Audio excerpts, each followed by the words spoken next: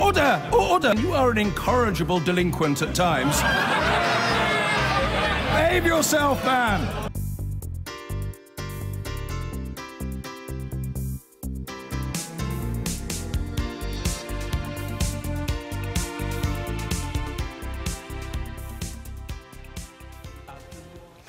MPs are debating now the military action taken against Syria on Saturday. The Prime Minister says Britain's decision was legal and was in the UK's national interest and not the result of pressure from Donald Trump. Jeremy Corbyn has called the missile strike legally questionable and asked why the chemical attack on Douma had triggered a military response and not other similar attacks. Here's our political editor, Laura Kuensberg. Calm as the morning shift in Westminster begins. Yet no political peace, either home or away. The Prime Minister and her entourage have to explain why she pushed the button on airstrikes thousands of miles away.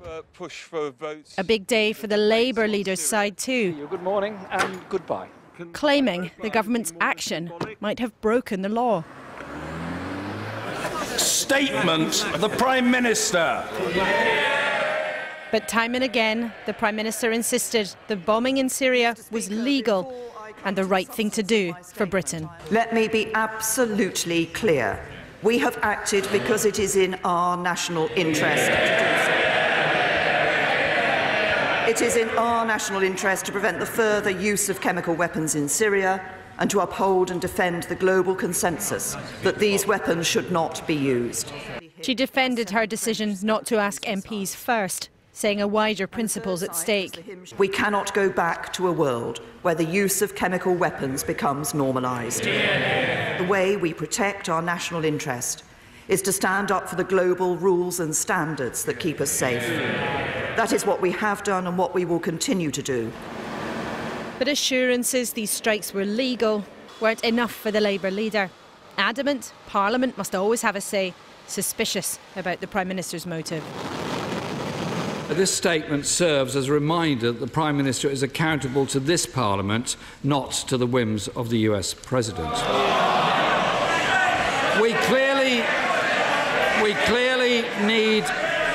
clearly need a War Powers Act in this country to transform a now broken convention into a legal obligation. It's deeply unlikely right now that Labour's preferred option of using the UN has any chance. But among those who might have backed the action, there are still nerves about not being asked first. It takes a real Prime Minister to actually face up to a grave responsibility. Once President Trump had announced to the world what he was proposing, a widespread debate was taking place everywhere, including many MPs in the media, but no debate in Parliament. Does the Prime Minister intend to order fresh strikes, or is it, in the words of President Trump, a one-off operation and mission accomplished? There is no military solution to the crisis. The solution must be political. Will she reassure this House that if this does not prove to be a sufficient deterrent, she and our allies will not hesitate to act again, but I do urge her in those circumstances to come to this House and seek Parliament's consent first. There will be many more hours of protest outside, many more hours of talk inside, but no promise yet of a real vote on whether the Prime Minister was right. And tempers are still fraying down there in the House of Commons, where the debate may well go on for many more hours. The Prime Minister hasn't endeared herself to anyone in the House of Commons for going ahead without asking them first, without following the convention that there would be a parliamentary vote before military action. But she hasn't faced any political trouble that she would not have been able to predict when she took the decision. Yes, there are fundamental disagreements about the government's decision. Yes, there is unease about how Parliament was not given a say.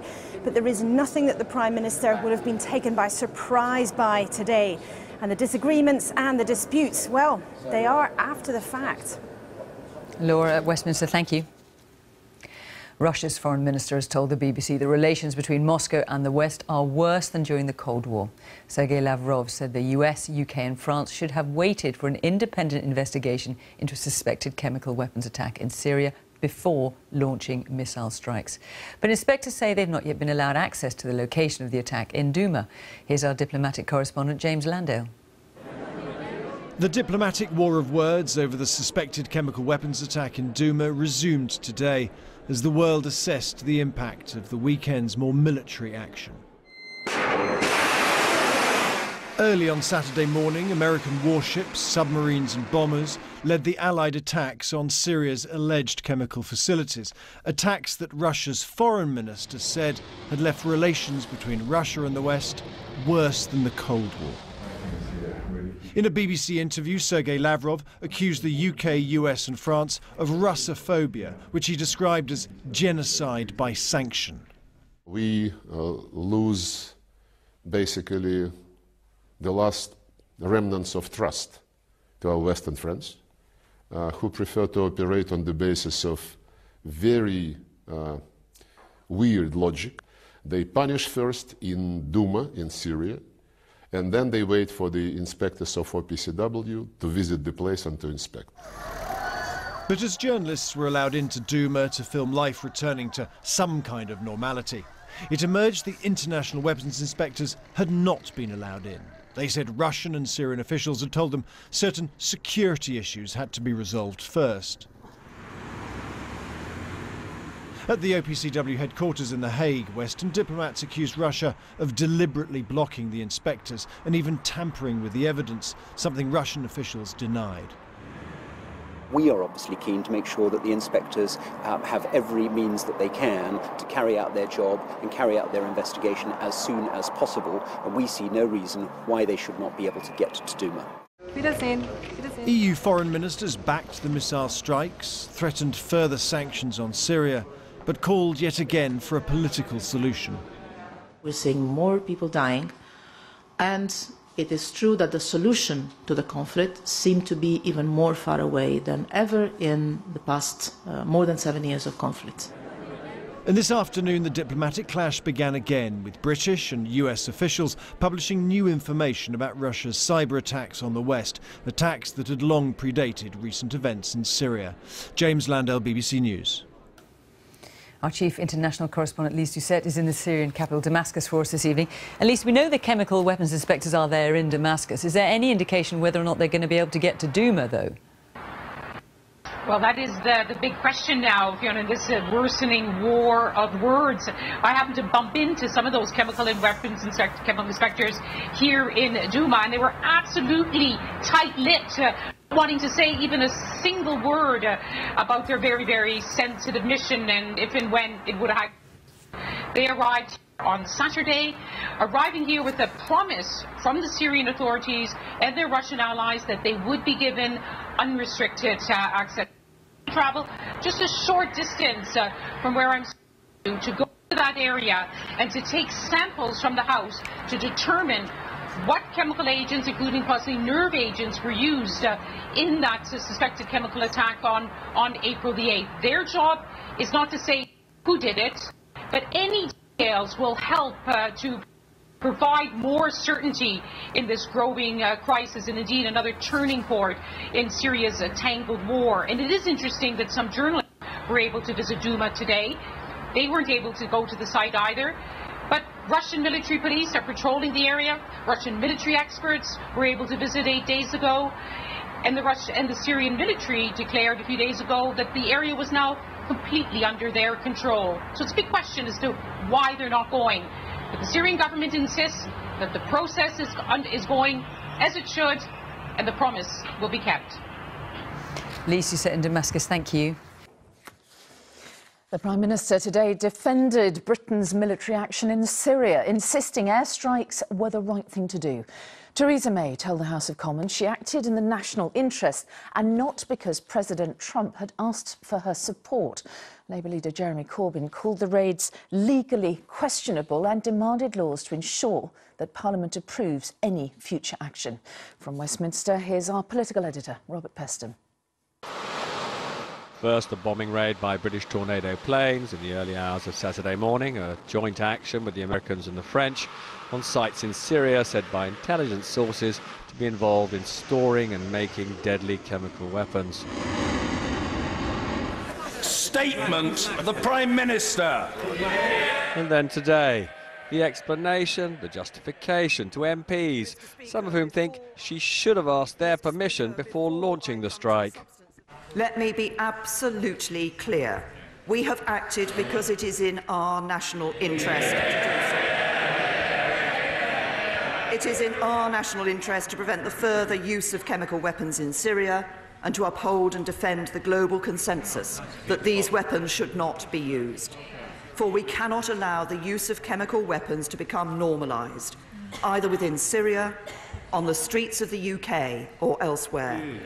So we have not done this because President Trump asked us to do so.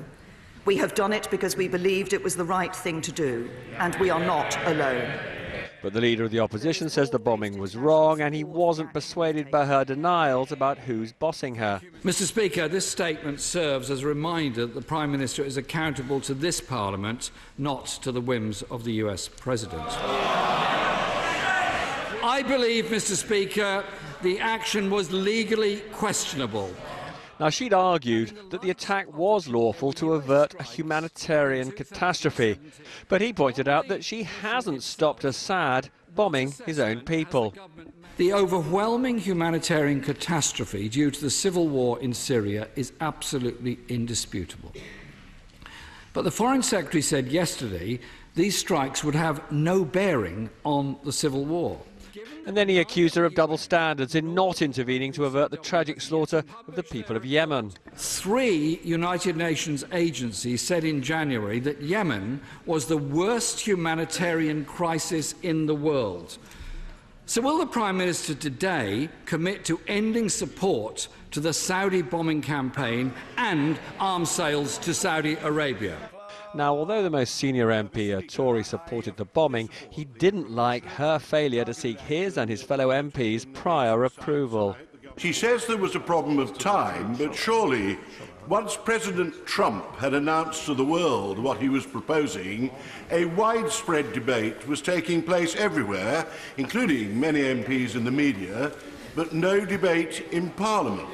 And if she got a bit of stick from her benches, so did he from his. Those who would turn a blind eye, who would do nothing in pursuit of some moral high ground, should also be held accountable for once today as well. 1, 2, 3, 4! We don't want another war. Outside Parliament, they wanted all the violence, especially our involvement, to stop. Today in Syria, the appalling attacks on his compatriots by President Assad continued remorselessly. So, Robert, then, will today's Commons debate actually change anything, do you think? Probably not. What I was struck by was that on Saturday, when I went to Downing Street for the Prime Minister's press conference after those military strikes, she looked exhausted, she looked nervous. Now, today, she was back to her more normal self, pretty confident. But it's not the end of the story. Later on tonight, there'll be a special debate on all of this. Unclear at the moment whether there'll be a vote, but my sources tell me that the Scottish National Party will try to force a division. That's a vote. I think in those circumstances, however, she will win because most of her MPs, although some of them are a little bit disturbed that they weren't consulted before the strike, back the action. And as you've just seen from my little film, there are a number of MPs who also agree that this was enough of a humanitarian catastrophe in Syria, the use of chemical weapons, to justify that bombing. OK, Robert Peston in the Commons, thank you. Well, in Syria itself, chemical weapons inspectors claim that they've been prevented from visiting Douma, the scene of the suspected attack. Our correspondent Dan Rivers is in the Syrian capital, Damascus, tonight. So, Dan, what is the reasoning then behind this? Well, the Syrian government, in a briefing, has said, look, these inspectors are here, that they have been talking to senior government officials about security, but they've not been prevented from going. The UN inspectors, we're being told, are waiting for further instructions from their bosses at the UN. We spoke to one Syrian government source who had been to the site of this alleged chemical attack in Douma today and said there was still a pungent chemical smell in the air, and they thought that there was actually some sort of chemical attack there. The Syrian government would of course claim that this was either perpetrated by the rebels on their own people to try and provoke an international reaction, or that the whole thing has been staged, as the Russians suggest. We were also told by the same source that the sites that were targeted weren't chemical weapons facilities, they were innocent educational scientific facilities. But these UN inspectors, the key thing now is for them to get on the ground, to get soil, plant and potentially blood samples, which may prove if there are traces of sarin gas still in that area. Dan Rivers in Damascus, thank you. Well, now, after Windrush, Parliament moved on to debate the military strikes in Syria with a statement from Theresa May. This evening they'll also hold emergency debate in which many MPs believe it should have happened before the bombing began.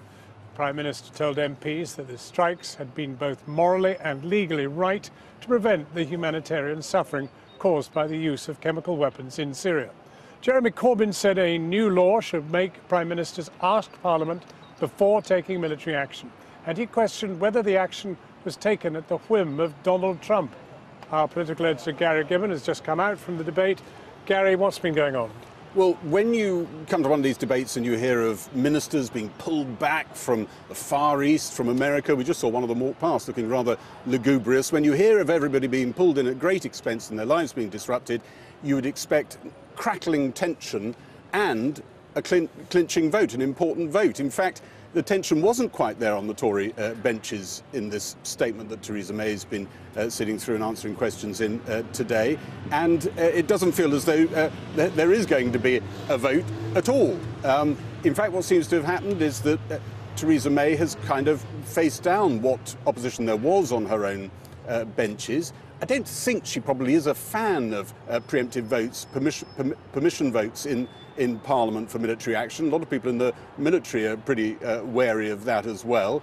She's managed to dodge that and come here and not really take much flack. And the Tories have been sitting there. A few of them are angry that they weren't, the Parliament wasn't consulted, but not that many. The real sort of steam coming out of the ears is happening on the Labour benches, insofar as there is any, and it's Labour MPs who are unhappy with their own leader's stance.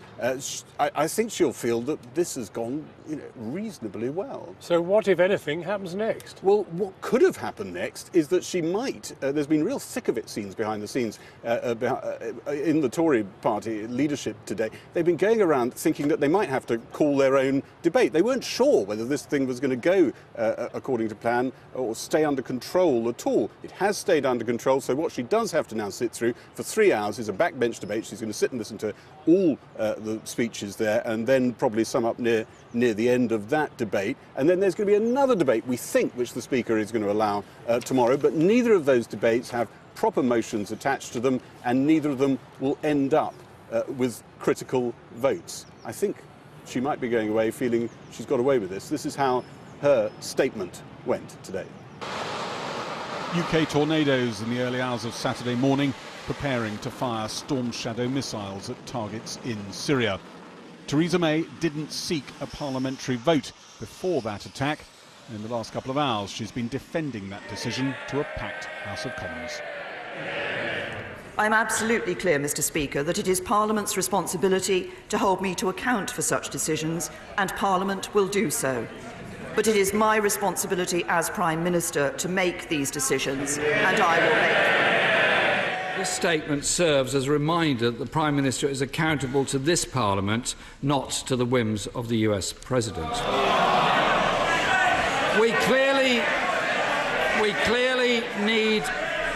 clearly need a War Powers Act in this country to transform a now broken convention into a legal obligation. There is no more serious issue than the life and death matters of military action. It is right that Parliament has the power to support or stop the government from taking planned military action. Many are concerned, given our previous track record of errors in previous interventions and in Syria, that government should be properly scrutinised before committing troops. Given the possibility of future interventions in Syria, under what circumstances does the Prime Minister think it right to come to this place and consult before committing armed forces? I think there does need to be a recognition of the fact that there will be occasions when it is important to act in a timeline and with the consideration of the operational security of our armed forces that means that it is not possible to have that debate in advance of a decision being taken. Some argued any element of surprise had already been lost with this attack. Surely, once President Trump had announced to the world what he was proposing, a widespread debate was taking place everywhere, including many MPs in the media, but no debate in Parliament. Theresa May repeatedly rejected claims that she was simply following the United States in launching military action. For those of us who have been trying to follow President Trump's tweets over the last week, I can't be the only person who has found it extremely difficult to keep track if he was for military action or against military action. So I wondered, can the Prime Minister tell us at what point the President instructed her that military action would be taken?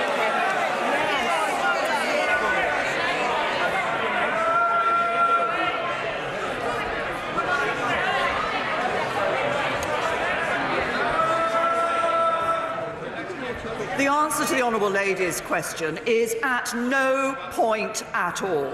I took this decision because I believed it was the right thing to do. It was in our national interest. And it is a decision that should be, I believe, supported by anybody who recognises that we need to re-establish the international norms in relation to the use and the prohibition of the use of chemical weapons. Some Labour MPs supported the Prime Minister's approach, and one directly attacked his own party leader.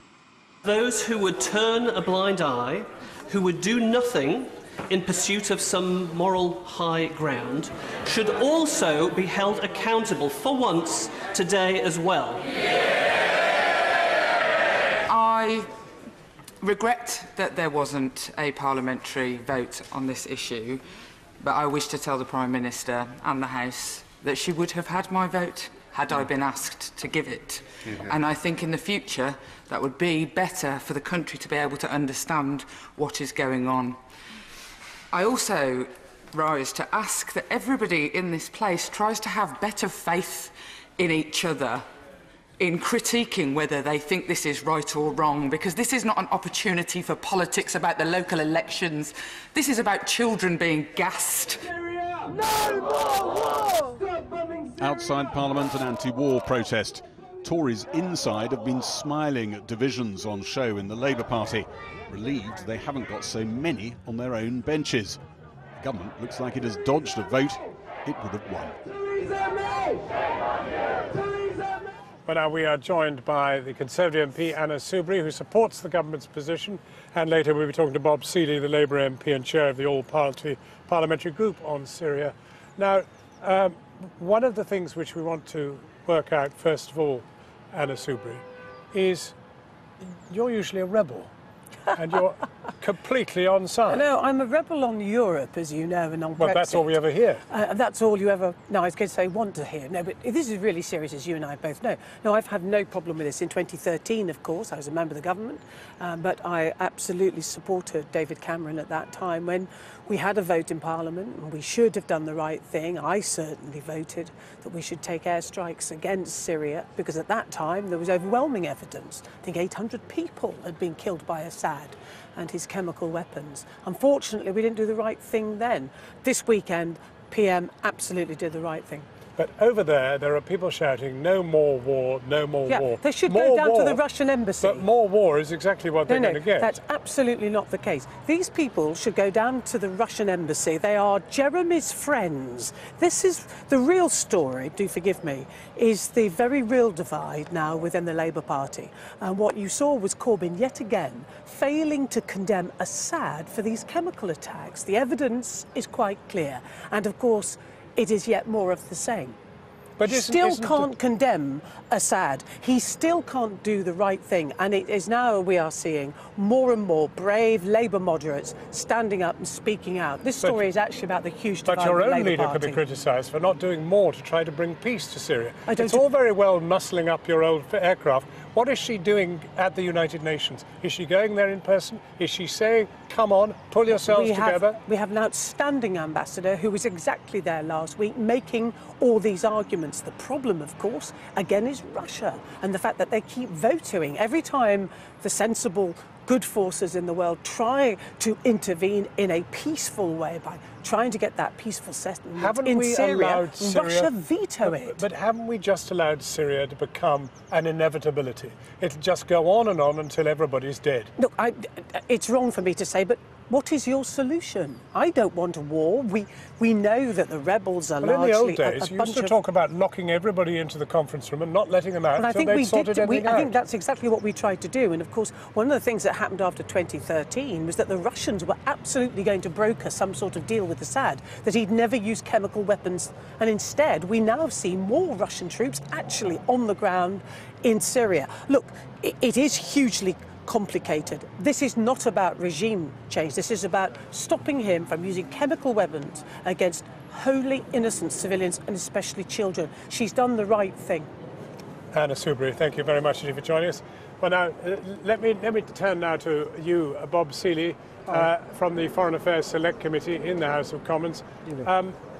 You've heard Anna Soubry there, and she is saying all this is really the fault of your leader, who won't be decisive on criticising the Russians. John, by the way, sorry, I'm a Conservative MP, not a Labour MP, and I'm delighted to agree with a lot of what Anna said just now, and indeed with the Prime Minister. I thought was superb today. There are wider issues and wider problems that this may or may not succeed in addressing. So I was a sceptic, and I've been partly won over today, but I think there are still issues.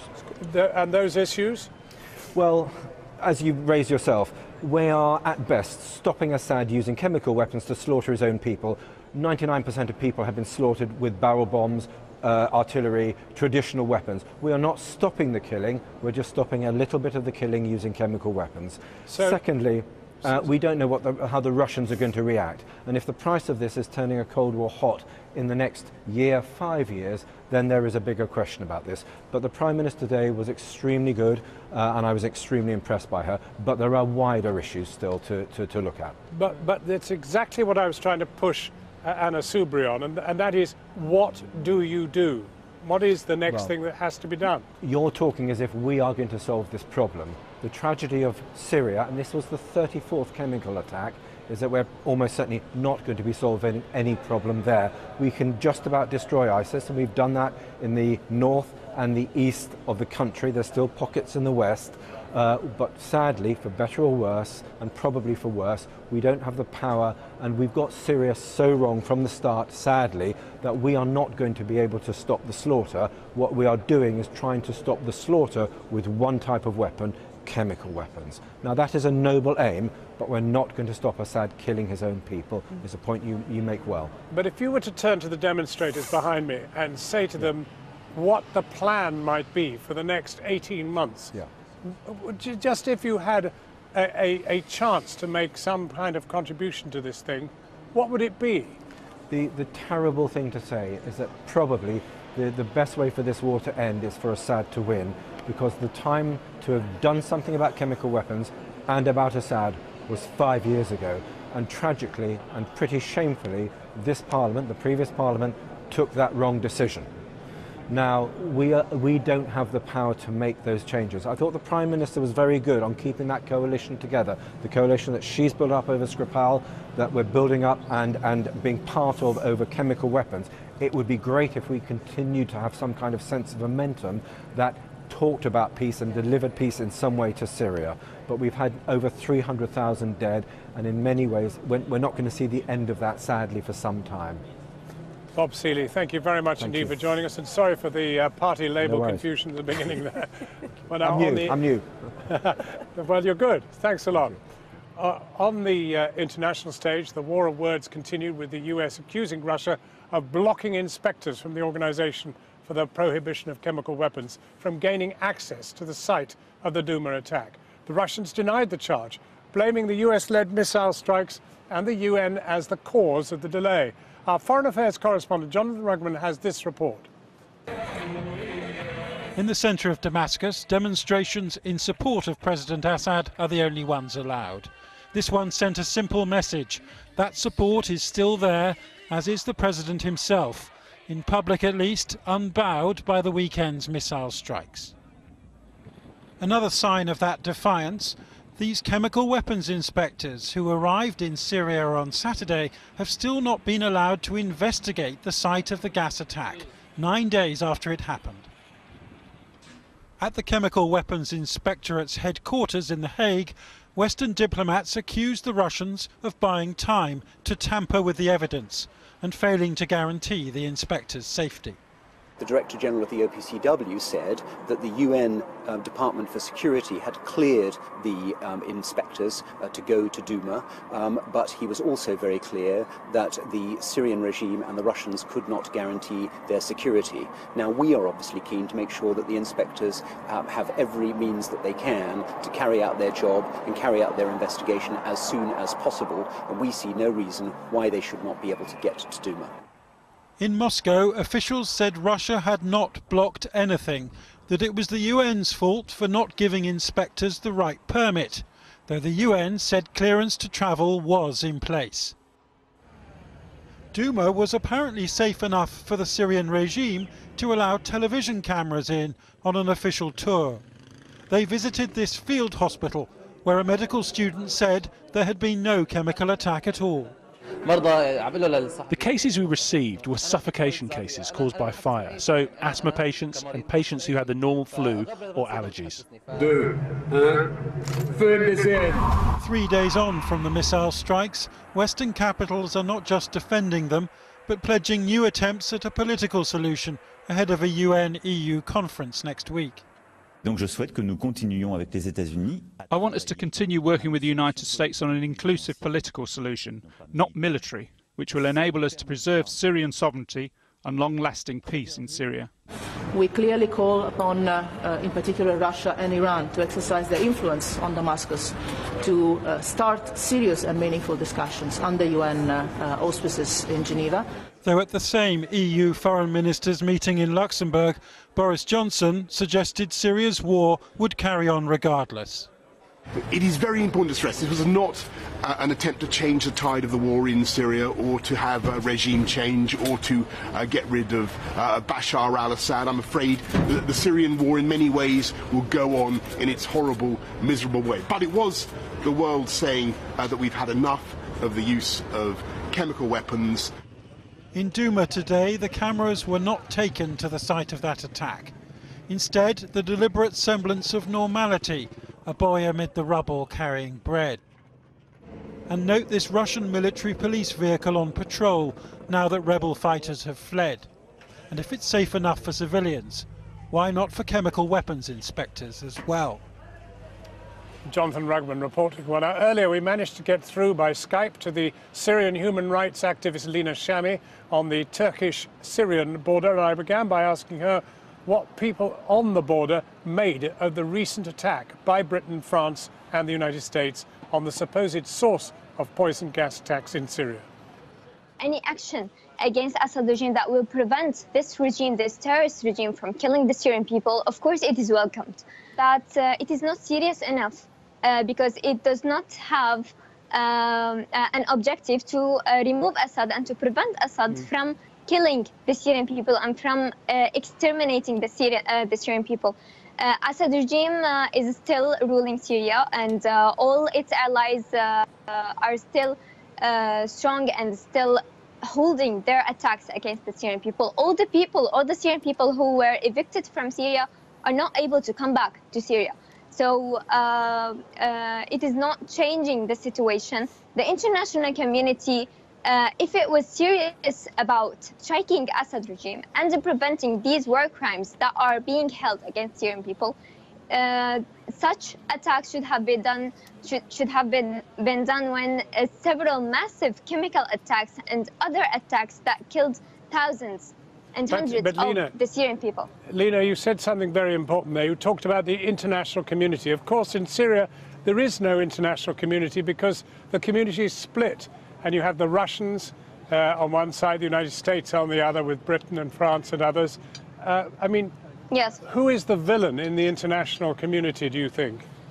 Well, as Syrians who have been under death and killing for 7 years with no action, we believe that the whole international community is just protecting their interests, no matter which side they are, and they all approved that Assad stays ruling Syria. What would you like the international community to do if it exists? Well, it is very simple. It is unbelievable that a terrorist, the biggest terrorist in the century, Assad regime, that have embassies everywhere in every country in this world. So at least stop recognizing Assad regime as the legitimate ruler for Syria. It is unbelievable that such regime who committed war crimes, massive war crimes against its people, its own people, that it is still ruling Syria and it still have embassies all over the world, and their allies still have ambassadors at the UN and the UN Security Council also. Lina, thank you so much. You are very welcome. Lina Shami, a human rights activist in Syria. I am joined now from the lobby of the House of Commons by Green MP Caroline Lucas. And Caroline Lucas, so far it's been an ambivalent debate, both sides, some people on each side critical about war and the rest of it. But given that you had a chemical weapons usage by Assad's people, was there a case in any way for attacking him? Well, it hasn't still been 100% proved, of course, but I take the point entirely that all of the evidence suggests it was by Assad's people.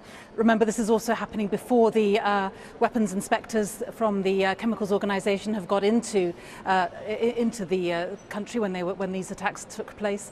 But the bottom line, I think, is that there is no strategy behind these airstrikes. There is no sense that there is going to be any kind of diplomatic follow-up. There's no sense of how this fitted into this wider plan. And I do worry that by basically throwing a spark into what is a major tinderbox, we really could run the risk of serious escalation.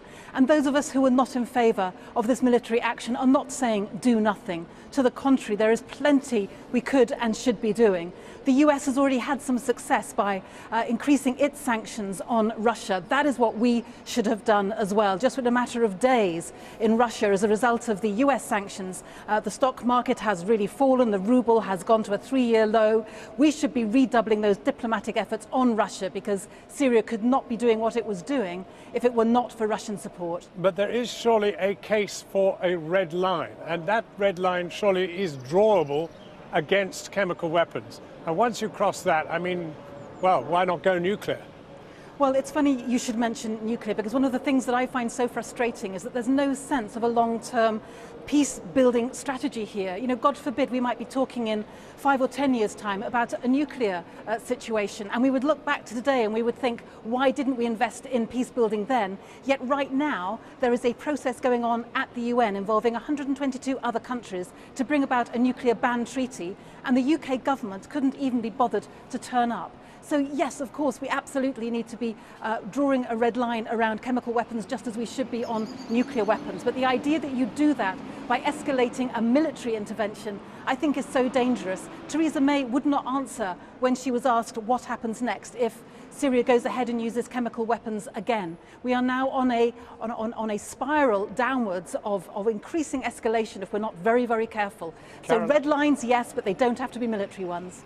Caroline Lucas, thank you very much indeed for joining us. And within the last few minutes, Russia has announced that experts from the Organization for the Prohibition of Chemical Weapons will travel to Duma, where the alleged chemical weapons attack took place on Wednesday.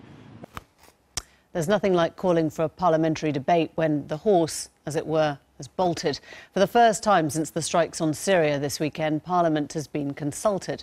Stop bombing Syria! Not in our name! Stop bombing! Outside the Commons today, there were protests from some who felt public opinion had been ignored. Inside, the PM faced critics and supporters in an extended debate and told MPs the action was limited, targeted and effective. She insisted the government couldn't afford to wait.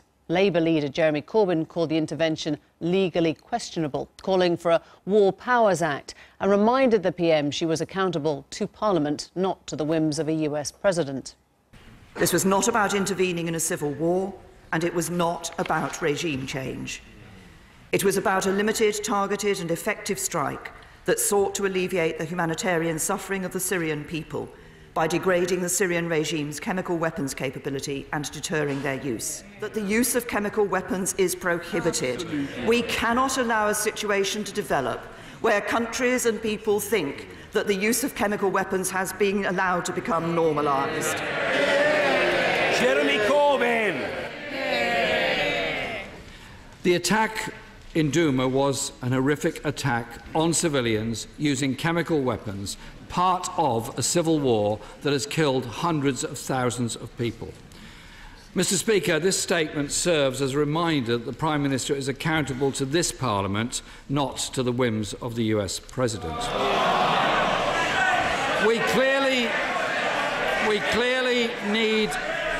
clearly need a War Powers Act in this country to transform a now broken convention into a legal obligation. Well, today's debate showed splits on both sides of the House over airstrikes. The former Attorney-General, Dominic Grieve, defended Theresa May's decision, but Ken Clarke's appeal for formal rules wasn't a million miles away from the Labour leader. She says there was a problem of time, but surely, once President Trump had announced to the world what he was proposing, a widespread debate was taking place everywhere, including many MPs in the media, but no debate in Parliament. So would she consider setting up, once the immediate issues are over, a cross-party commission of some kind to set out precisely what the role of Parliament is in modern times in the use of military power against another state, and what exceptions, if any, there can be to the usual rule that the government needs parliamentary approval for taking grave actions of this kind? If the Leader of the Opposition persists on behalf of the Labour Party in changing its previous adherence to the previous rule of international law, justifying taking unilateral action in the event of there being a humanitarian necessity, does my right honourable friend agree with me that the consequence of that is going to be that any tyrant, megalomaniac, person intent on carrying out genocide, if they have the support of an amoral state within the Security Council, we'll be able to conduct that genocide with total impunity. Well, the strikes also again highlighted divides in Labour ranks. Here are Labour MPs Laura Pidcock and Mary Cray earlier in the House of Commons. Could the Prime Minister tell us if she was planning to use executive powers again with regard to military action in Syria in breach of commonly understood parliamentary protocol, which would have given the House a say in a matter of war? There is clear opposition from British people to airstrikes, and I think the public are right to be sceptical. So could the Prime Minister also explain how Friday's airstrikes have improved the safety and security of Syrian people practically, when we are aware that the bombing and violence is continuing unabated throughout the region? The international humanitarian law is clear. There is no time, no place ever where chemical weapons may be used, and enforcing that law, that taboo, is absolutely imperative, whether those weapons are used on the streets of Salisbury or the bunkers of Douma. And many on this side of the House support the action she took. We'd also support Labour's proud tradition of taking action to intervene in humanitarian protection conflicts, notably in Kosovo and Sierra Leone, and we will act to protect that tradition. extradition. Mary Cray finishing there. Well, Nick Watt's back with us.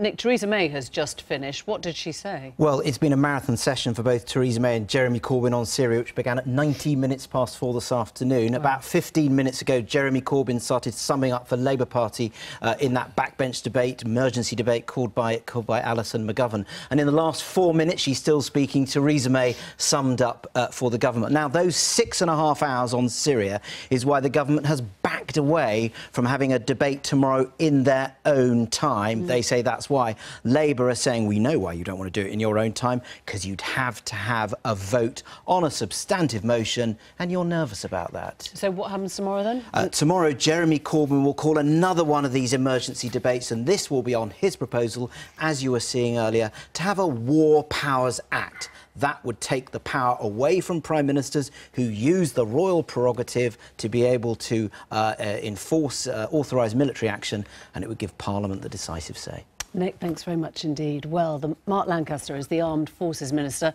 and Richard Bergen is Shadow Justice Secretary. Gentlemen, welcome. Thanks for coming in. Mark Lancaster, would you like to appear on Newsnight tonight? Well, I'm on Newsnight tonight. Right. So it was a pointless question. In other words, you're here, you've decided. That's what's happened all afternoon in Parliament, isn't it? No, that's not the case. I think it's absolutely clear that the use of chemical weapons cannot go unchallenged. It was a clear aim to deter the Assad regime from using them again, and also to degrade their ability to do it. But crucially, timing is everything.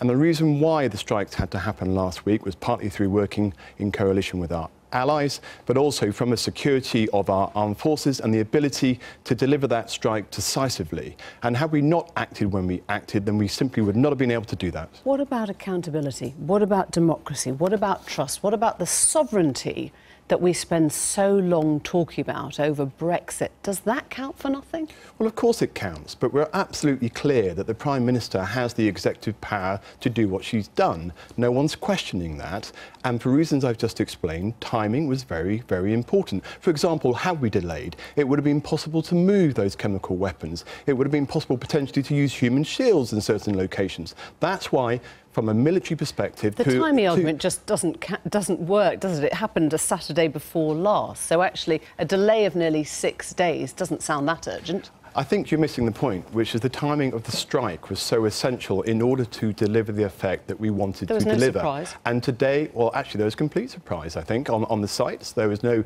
knowledge of which sites were going to be attacked, so that's why Donald Trump tweeted about it a week earlier. Well, how can that possibly be a surprise to Assad? Donald Trump did not tweet the locations of where the strikes were carried out. Right, so it would have been a surprise wherever it had happened if all you were talking about was the location. Let me turn to you, Richard Bergen.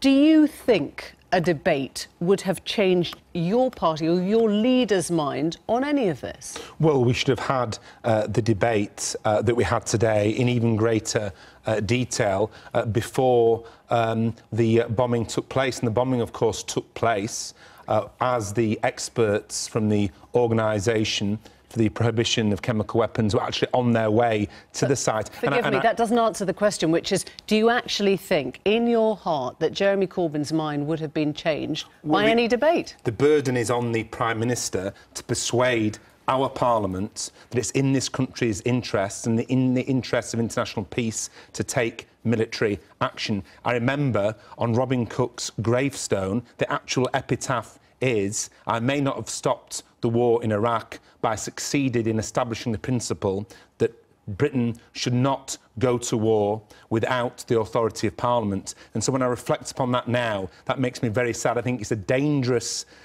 precedent for our democracy, and it's also a dangerous precedent for the whole rule of law internationally as well. Wouldn't it be more honest, though, perhaps, for Jeremy Corbyn, for others who feel the same way, to say, do you know what? We are now a pacifist party. We do not believe in intervention. We do not believe in military intervention of any kind. Hold my hand up and say, yes, that's where we stand. It's not about a debate, quite frankly. Well, we're not a pacifist party. Jeremy Corbyn's not a pacifist. For example, in 1999, he backed unequivocally UN-backed action in relation to East Timor and Indonesia. We're not a pacifist party. More recently than that, if you want to look at Libya, of course, there was UN approval for intervention there, and that still wasn't supported by Jeremy Corbyn. So it might be that the Prime Minister's thinking, look, I'm not going to persuade him because I understand and appreciate where he comes from. He's never going to vote in this debate. If the Prime Minister is afraid of having votes because she thinks she can't guarantee she'll win them, then that sets us off on a very dangerous path to what Lord Hailsham called an elective dictatorship. And on the subject of Libya, I think that most people from all sides of the House, or many people from all sides of the House, now recognise that British intervention in Libya was a mistake, and that for people in Libya, the situation is much worse, and even worse than it was before our intervention, unfortunately. There is a carelessness with this kind of treatment of an established parliament like ours, isn't there? There was absolutely nothing careless about the manner in which the strikes were delivered on Saturday. They were precise, they were proportionate. It's not about the strikes, though, is it? It's about trusting the people that the British people have voted for. But this is not the first time this has happened. It happened in 2013 in Mali. But let's be absolutely clear. Jeremy Corbyn has made it clear that he feels that action like this could only happen with the sanction of the UN Security Council. That is effectively delivering Russia a veto to British foreign policy. How can that be within the will of Richard Parliament? Brigg, let me ask you something. If there is a chemical attack next month, and let's say there's one the month after that, and let's say there's one the month after that, do you keep on waiting for proof of the last one? Because you've had proof that Assad has used chemical weapons on his own people in Syria from 2 years ago. How long do you keep waiting for the next bit of proof to come? I mean, it has been found that Assad has used chemical weapons. It has been found that Al-Qaeda and ISIS-related groups have used chemical weapons in the Syrian civil war as well. In relation to this... But if it keeps happening, if it carries on happening in May, in June, in July, in August, do you constantly wait for the last thing to finish, which could take months or even years? Well, these are hypothetical situations, but what we've got to be clear is that anybody, whether it's Assad or opposition forces in Syria who use chemical weapons, they have to be held to account through sanctions and through criminal actions against them as well. And we need to allow the Organisation for the Prohibition of Chemical Weapons, which came about as a great achievement between nations after the First World War, to do their work so we can pursue justice and peace on behalf of the Syrian people. Thank you both. Thank you for coming in. The other, of course, was Syria and the action that was taken over the weekend by the US, the UK and France. And Theresa May, as we read in The Times, has defended those airstrikes against President Assad after the inhumane atrocity of the use of chemical weapons. And I think she today has looked rather prime. I'm not the greatest fan of Theresa May, but I think you could make she looks like a leader. Today she looks prime ministerial. And interestingly, I think Sky did a poll that people before the action was taken, the airstrike in Syria, were against it. And after it, they were in favour of it, which is one of the great tests of leadership. Sometimes you can change public opinion, you can guide public opinion. You don't have to be guided by what you think people think. You can take a lead and people will follow you, which is often a great asset in leadership of something like a nation. So Theresa May today stood up, she was on her feet for hours and hours and hours, she defended the position, and she kind of knows, in my view, that you can make all sorts of claims that maybe it wasn't effective, she's not committing for too long, so maybe there's no great strategy here. The opposite opinion, the opinion espoused by Jeremy Corbyn, is fundamentally intellectually weaker than hers, because he says we will leave this to the UN, and the UN comes pre-crippled by its own inertia, because Russia vetoes anything. Russia is, of course, a great agent of evil in the situation in Syria. There are lots of useful idiots in this country who don't want to hear that, but it remains the truth nonetheless. So every time something happens, Russia vetoes it, and so Corbyn's position's I think it was a very good decision. There have been 4 chemical strikes on the people of Syria in the past 3, since 2014. And you know, when we had the vote on whether we should do something back in 2013, and the revolt against that, if you remember, was led by Ed Miliband and a few prominent Tories, we voted against action. Arguably, had we acted back then, we would have stopped some of the atrocities that have happened since. That's a much bigger battle, though, because that's the whole conflict.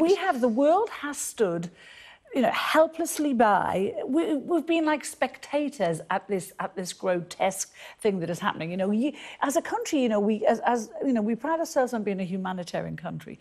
We cannot stand idly by while children are foaming at the mouth and dying on cold hospital floors. Not when he is breaking the rules that have been set by the world since the end of the First World War about chemical weapons. You know, it was set before the First World War, and just ignored during. That vote was not about chemical weapons. weapons, was it? It was about intervening in Syria. And the irony is, if you had intervened, you would have strengthened Islamic State, which was at that time running rampant across Syria and Iraq. Yeah, but we haven't intervened in the war. What we have done is we've bombed 3 chemical weapons plants. It was a very structured hit. No one died. And I find it kind of odd, you know, with somebody like Corbyn, who has spent his lifetime railing against, you know, our use of our the West's nuclear capabilities. And yet, you know, he doesn't bat an eye when Russia drops polonium in a London hotel and kills Alexander Litvinenko. He denies... Or pours it delicately in a pot of tea. Yes, and he denied... And that was stuff that came from a nuclear reactor. He's still denying that Russia dropped this Russia was responsible for the Novichok. You know, it seems to me that... And what I think was shameful about what he did in the Commons, he didn't once thank the RAF pilots who risked their lives for going into that. But he's not alone in not wanting intervention. That's the point. But a lot of his MPs wanted it to happen and have supported Theresa May. But people in the country just do not want to see the UK or, you know, any of the West start intervening once again in Middle Eastern countries. But we haven't involved ourselves in the war, and she's been at pains to stress that tonight. We're not involved in the war. You can make the case, a cynic could make the case that she's intervened just the right amount that nothing really significantly changes. That's the other argument sort of against her, because she's been involved in some things. Russia won't have to escalate this. Yeah. Assad won't be seriously troubled. So there's been a symbolic act, but one which may not actually turn out to be. We must. I didn't see the time. Banging on. I know.